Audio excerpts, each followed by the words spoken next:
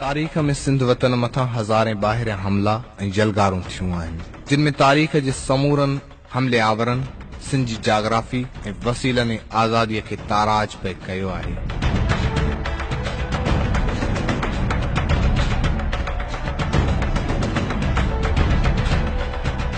सन 632 में आज़ाद सिंध मुल्क ते राय घराणे जे दौरे हुकूमत पूरो थियो ऐं राय घराणे जे आख़िरी बादशाह राय सहासी ॿिए जी वफ़ात खां पोइ उन जे वफ़ादार हुकुमरान अमलदार चच पुट सैलाज जे हथनि में सिंध जूं वागूं अची वयूं।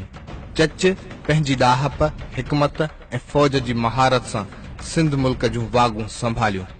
उन वक़्तु सिंध मुल्क जूं हदूं हिकु तरफ़ कश्मीर त ॿिए तरफ़ ईरान, खुरासान ऐं ओभर में राजस्थान ताईं वधाए हिकु वॾी सिंधु सल्तनत बणाए छॾी हुई, जंहिंखे तारीख़दान अज़ीम सिंधु सल्तनत या चच एम्पायर बि सॾीनि था।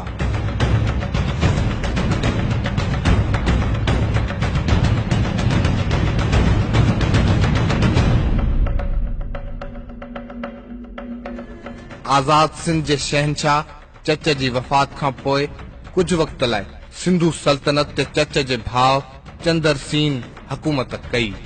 पर उन्हीअ खां सुतत पोइ सॼी अज़ीम सिंधु सल्तनत ते चच आज़म जी अज़ीम पुट महाराजा ॾाहर जी हुकूमत क़ाइम थी वई।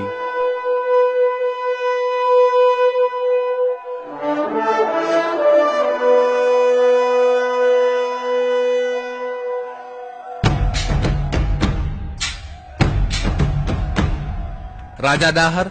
आज़ाद सिंध जी तारीख़ जो उहो बहादुर बादशाह बणियो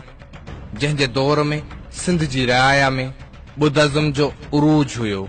ऐं बुद्धिज़्म सां गॾु सिंध में सनातन धर्म, हिंदू धर्म, अवाइली इस्लाम जेको सूफ़ी सिलसिले ज़रिए सिंध में आयो हो, ईसायत ऐं देबल में यहूदी मज़हब जा पैरोकार पाण में भाइपी, भाईचारे ऐं रवादारीअ सां गॾोगॾु रहंदा आया पिए।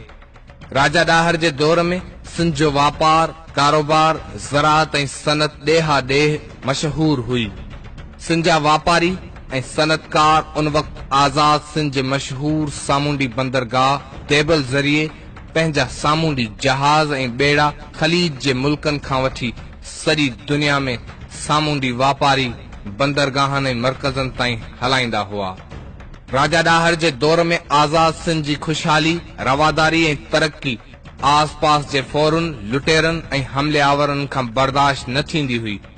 इहो ई सबबु आहे जो अरबन जे खिलाफ़त वारे दौर जी शुरूआत खां वठी सिंध मथां हमलनि जो सिलसिलो शुरू कयो वियो ऐं 712 में आख़िरी ऐं 14 हमलो मोहम्मद बिन कासिम जे वॾे हमले खां पहिरीं सिंध मुल्क ते अरब हमले आवर लश्कर पहिरीं बि 13 हमला करे चुका हुआ, जंहिंखे सिंध वतन जे सरफरोश सिपाहियुनि नाकाम बणाए छॾियो हो।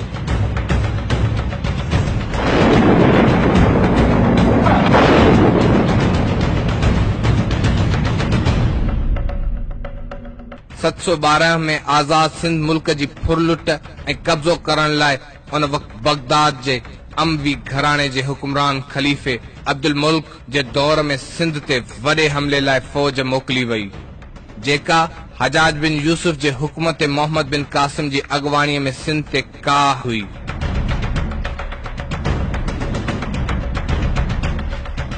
हीअ फ़ौज ॿिनि रस्तनि खां आज़ाद सिंध वतन ते हमले आवर थी। हिकु तरफ़ मोहम्मद बिन कासिम जी अॻवाणीअ में घोड़े सवार फ़ौज जो वॾो लश्कर मकरान जी ज़मीन रस्ते खां काहे आई, त ॿिए तरफ़ वरी सामूंडी रस्ते सां मंजनीकूं खणाए अची आज़ाद सिंध जे तारीख़ी बंदरगाह देबल जे किले जो घेराव कयो वियो। मोहम्मद बिन कासिम जी अॻवाणीअ में देबल जे किले खे लॻभॻ 1 महीने ताईं घेरो जारी रहियो ऐं इब्ने कासिम जी फ़ौज सां सिंधी सरफरोश मुहादो अटकायो बीठा रहिया। कुझु मक़ामी ॿोधी नजूमियुनि ऐं मुलनि जी गदारीअ सां देबल बंदरगाह जे किले मथां फड़कंदड़ आज़ाद सिंध जे ॻाढ़े झंडे खे मंजनीक जे पत्थर ज़रिए निशानो बणाए हेठि किरायो वियो, जंहिंखां पोइ देबल किले जा दरवाज़ा तोड़े हज़ारनि जी तादाद में मज़ामत कंदड़ सिंध जे सरफरोश सिपाहियुनि जो क़त्ल आम कयो वियो।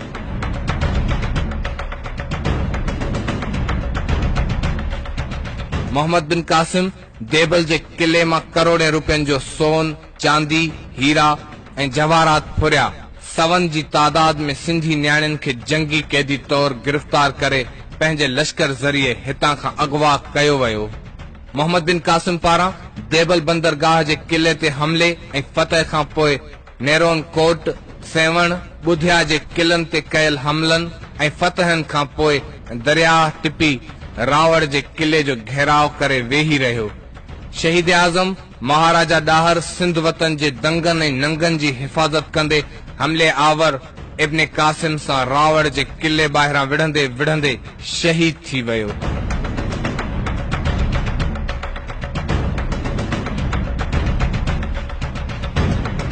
इब्न कासिम रावड़ जे किले जे फतह खां पोइ लगातार सॼी सिंध ते हमला कंदो ऐं फुरलुट कंदो अॻिते वधंदो वियो। अरबन जी फतह सिंध बाबति लिखियल तारीख़ चचनामे मूजिब मोहम्मद बिन कासिम सिंध मथां कयल उन वॾे हमले में लॻभॻ 2 लख सिंधी माण्हुनि जो क़त्ले आम कयो, लॻभॻ 2 खरब रुपयनि जो सोन, दौलत ऐं माल मिल्कियत जी फुरलुट कई ऐं सिंध जे 8000 सिंधी न्याणियुनि खे अगवा करे बगदाद जी बाज़ारनि में विकिणियो वियो। सिंध वासियो,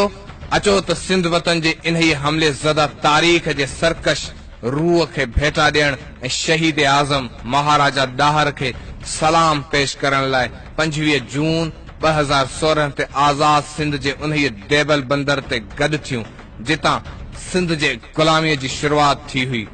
पारां सिंध सुजागी फोरम।